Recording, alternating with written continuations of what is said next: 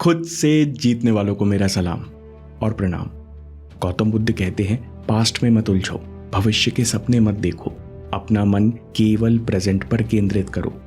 दोस्तों, ये जानते हुए भी पास्ट हम पर बार बार हावी हो जाता है। क्यों? क्योंकि हम उसे बार बार ठीक करना चाहते हैं। सोचते हैं काश ऐसा नहीं हुआ होता तो जिंदगी कितनी बेहतर होती। इसी उम्मीद में हम बार बार वही दुख दोहराते हैं। इस कहानी से आप ये समझ जाएंगे कि हमें खुद को बार बार याद दिलाना पड़ता है कि अब पास्ट और हमारे बीच कोई कनेक्शन नहीं और इसे बदलने की भी कोई जरूरत नहीं। राहुल इंजीनियरिंग को लेकर खुश नहीं था, लेकिन अच्छे करियर के लिए परिवार के कहने पर उसने इंजीनियरिंग कॉलेज में दाखिला ले लिया। उसका मन तो साहित्य और किताबों में था। भीतर का लेखक छटपटा रहा था। जैसे तैसे कॉलेज का पहला साल निकला। फिर कॉलेज के दूसरे साल में लड़के को प्रेरणा मिली कि मुझे एक बड़ा लेखक बनना है। उसने कॉलेज के साथ बहुत मेहनत की और अपनी किताब लिखना शुरू कर दी। कॉलेज के बाद 2 साल उसने कोई जॉब नहीं की और काफ़ी मेहनत के बाद आखिरकार किताब छप गई। बुक स्टोर्स में किताब की बिक्री शुरू हुई। थोड़ी बहुत कॉपीज बिकने लगी। ऑनलाइन रिव्यूज़ भी अच्छे थे। उसने लोन लेकर एक इवेंट का इंतज़ाम भी किया। बैनर छपवाए, पत्रकार बुलाए ताकि किताब ज़्यादा लोगों की नज़र में आए। लेकिन सारे प्लान रद्द करने पड़े क्योंकि 2 दिन बाद कोविड महामारी के केस तेजी से बढ़ने लगे। सरकार ने सभी यात्राएं और कार्यक्रमों पर रोक लगा दी। कुछ ही दिन बाद अचानक सब बदल गया। मार्केट बंद हो गए। लोग भी किताब के बारे में भूल गए। हर जगह केवल कोविड की न्यूज़ थी। नई किताब और लड़के के सपने पुरानी न्यूज़ में दबकर रह गए। लड़के की हिम्मत टूट गई। परिवार और दोस्तों ने समझाया, कोई बात नहीं, सब सही हो जाएगा। लेकिन लड़के के मन को चैन नहीं था। वो उस रात बिस्तर पर लेटकर केवल छत देखता रहा। न रोने का मन था, न किसी से बात करने का। बस मन में सवाल थे, मेरे साथ ऐसा क्यों हुआ? मेरी क्या गलती है? इससे अच्छा मैंने जॉब कर लिया होता। इसी तरह लड़का डिप्रेस हो रहा था। काफ़ी समय बाद कोविड का लॉकडाउन खत्म हुआ। लड़के का पुराना दोस्त मिलने आया और बोला, मुझे पता है तुम दुखी हो, लेकिन कभी कभी जब अंदर कुछ नहीं बचता तभी कुछ नया जन्म लेता है। तुम कुछ मत सोचो, ये एड्रेस लो और यहाँ 10 दिन विपश्यना कैंप अटेंड करो। लड़के ने तुरंत बैग पैक किया और आश्रम पहुँच गया। लड़के ने जाते ही वहाँ टीचर से कहा, मैं आध्यात्मिक नहीं हूँ, मैं खुद को जानने भी नहीं आया, मैं बस थक गया हूँ। मुझे हर पल मन पर बोझ महसूस होता है। मैं खुश रहना चाहता हूँ, अपनी लाइफ में मूव ऑन करना चाहता हूँ। मॉन्क ने जवाब नहीं दिया, बस उसे कमरे में जाने को कहा। कमरे में बिस्तर तकिए के अलावा कुछ नहीं था। लड़का यहाँ खुद से भागने आया था, लेकिन आश्रम में भागने की कोई जगह नहीं थी। यानी खुद को डिस्ट्रैक्ट करने का यहाँ कोई साधन नहीं था। लड़के को मन का शोर साफ सुनाई दे रहा था। पहली रात लड़का करवटें बदलता रहा। आश्रम की नई सुबह। अगली सुबह प्रमुख मॉन्क ने लड़के का थका हुआ चेहरा देखा और कहा, कल रात तुम समझ गए होगे कि तुम मन से भाग नहीं सकते। अगर मन को ठीक से नहीं समझा तो ये सुकून से बैठने नहीं देगा। आओ, मैं तुमको सुकून से जीना सिखाता हूँ। बस कुछ देर यहाँ आंख बंद कर बैठो और सांस पर ध्यान दो। लड़के ने कुछ देर आंखें बंद की, लेकिन कुछ ही सेकंड में फिर खोल दी।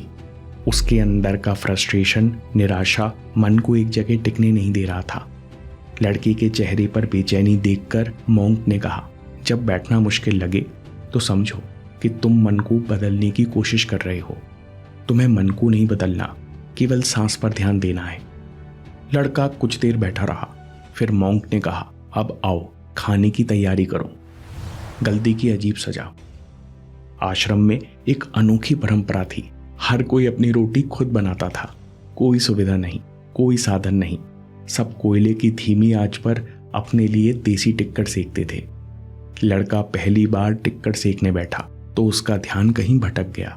जब उसने वापस ध्यान दिया तो टिक्कड़ काफी जल चुका था। उसने टिक्कड़ को पलटकर देखा, फिर चाकू लिया और जल्दी परतें खुरचने लगा। साथ में धीमे धीमे फुसफुसा रहा था, बेवकूफ रोटी, बेवकूफ आग, बेवकूफ मैं। तभी मॉन्क ने उसे देखा और कहा, इससे ठीक मत करो। इसे इसी स्थिति में खा लो। लड़का हैरानी से बोल पड़ा, क्या जली हुई रोटी खाऊं? मॉन्क ने कहा, हाँ, एक बार स्वाद लेकर देखो। लड़के का मन नहीं माना। उसने पूछा, लेकिन जली रोटी क्यों? मॉन्क बोले, ये रोटी जली हुई सही, लेकिन तुम्हारे हाथों की है, इसे अपना लो। लड़का पहले थोड़ा झिझका, फिर धीरे से एक निवाला मुंह में रखा। जीभ पर कड़वाहट महसूस हुई, लेकिन जैसे जैसे निवाला गले से उतरा वैसे वैसे कड़वाहट कम हो गई। इसके बाद लड़का रोटी खाता रहा। रोटी की कड़वाहट के साथ उसे जीवन की कड़वाहट याद आ गई। उसके पुराने दुख मन में उभर आए। उसका चेहरा उदास हो गया। उसने मॉन्क से कहा, मुझे लगता है मैंने सब गड़बड़ कर दिया। अपना करियर, अपने रिश्ते, जवानी का कीमती समय सब गंवा दिया, और इसमें मेरा कोई दोष नहीं। हर कोई आगे बढ़ रहा है, पर मैं अटका हूं। पहला लेसन, अतीत बदला नहीं जाता। मॉन्क ने कहा, ये रोटी तुम्हारे बिखरे हुए अतीत का प्रतिबिंब है। कहीं सिकी है, कहीं जली है और कहीं कच्ची है। तुम हर समय अपने अतीत को खुरच खुरच कर ठीक करना चाहते हो। तुम हर पुरानी बात को, हर घटना को सुधारना चाहते हो। जानते हो क्यों? क्योंकि तुम सोचते हो कि अगर अतीत को ठीक कर दिया तो आज का स्वाद सुधर जाएगा। लेकिन जिंदगी ऐसे काम नहीं करती। अतीत ना मिटाया जा सकता, ना दोबारा लिखा जा सकता। जब जब तुम प्रेजेंट को इग्नोर करके पास्ट को बदलने की कोशिश करते हो, तब तब तनाव पैदा होता है और तुम खुद को कष्ट देते हो। मॉन्क ने कहा, रोटी की तरह हमें अपनी जिंदगी कभी कभी थोड़ी जली हुई, थोड़ी अधपकी ही खानी पड़ती है। लड़के ने पूरी रोटी खाई और सोचते हुए कमरे में चला गया। अगले दिन लड़का जागा तो मन थोड़ा हल्का था। विचारों का वेग काफी कम था। उसे रियलाइज हुआ कि मैं कल की रोटी को जल्दी जल्दी खुरच रहा था, क्योंकि मुझे डर था कि कहीं जली रोटी खा ली तो कुछ बिगड़ जाएगा। लेकिन ना कुछ बिगड़ा, ना मैं बीमार पड़ा, ना ही मुंह का स्वाद खराब हुआ। कड़वाहट आई, धीरे धीरे गायब हो गई। उसी पल लड़के को महसूस हुआ कि जिस तरह मैंने जली रोटी को अपनाया, उसी तरह किताब और मेहनत के अधूरे अंजाम को उसके हाल में स्वीकारना होगा। जब लड़के ने ऐसा किया तो उसे बहुत हल्का महसूस हुआ, और जो तनाव वो कई महीनों से अपने अंदर लिए चल रहा था, वो सांसों के साथ खुल गया। जो बीत गया वो टीचर है। गौतम बुद्ध कहते हैं, हर दुख तब तक लौटता है जब तक तुम उससे सीख नहीं लेते। इसलिए भागो मत, बस थोड़ा रुककर खुद से पूछो, इस गलती ने, इस घटना ने मुझे क्या सिखाया? परिस्थिति में उपस्थिति। गौतम बुद्ध कहते हैं, अगर तुम अपने विचारों को बिना देखे छोड़ दोगे तो वही तुम्हें सबसे ज्यादा तकलीफ देंगे। इस समय आपकी जो भी मानसिक हालत है, जो भी मन के विचार हैं, वो सब पास्ट के कारण है। अब हमें परिस्थिति यानी पास्ट से उपस्थिति में आना है। हमें कुछ भी नहीं बदलना, बस सांस के साथ एक होकर केवल देखना है। डिटैचमेंट यानी छोड़ने की सच्ची समझ। डिटैचमेंट मतलब बेपरवाह होना नहीं, बल्कि साफ साफ देखना है। डिटैचमेंट हर पल प्रेजेंट में जीने का नया मौका है। इसलिए पास्ट को पकड़े रहने की बजाय इसे छोड़ दो, इसे जाने दो। जब भी मन अतीत की तरफ दौड़े तो कहो, उस तरफ नहीं, इस तरफ। हर बार जब तुम प्रेजेंट में लौटते हो, तब तुम अपने दिमाग में एक नया न्यूरल सर्किट बनाते हो। तुम हर बार अपने ब्रेन को रिवायर करते हो। यही सच्ची जीत है, यही असली तरक्की है।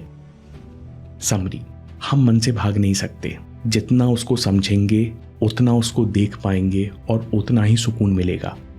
इसलिए इस बात की हर दिन प्रैक्टिस करो, हर दिन इस बारे में सोचो। परिस्थिति नहीं, उपस्थिति।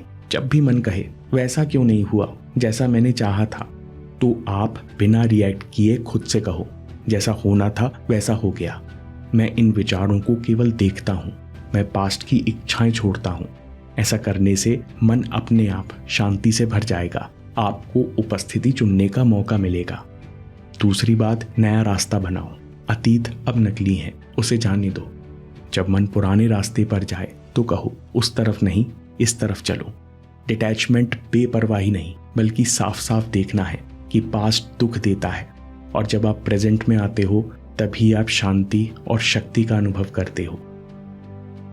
दोस्तों, कभी कभी बहुत मेहनत करने से कुछ नहीं होता। अगर मन हर दूसरे दिन हार मान रहा है तो स्वामी विवेकानंद के 7 माइंड रूल समझिए, जो आपको डर, डिप्रेशन और डिस्ट्रैक्शन से जीत दिलाएं।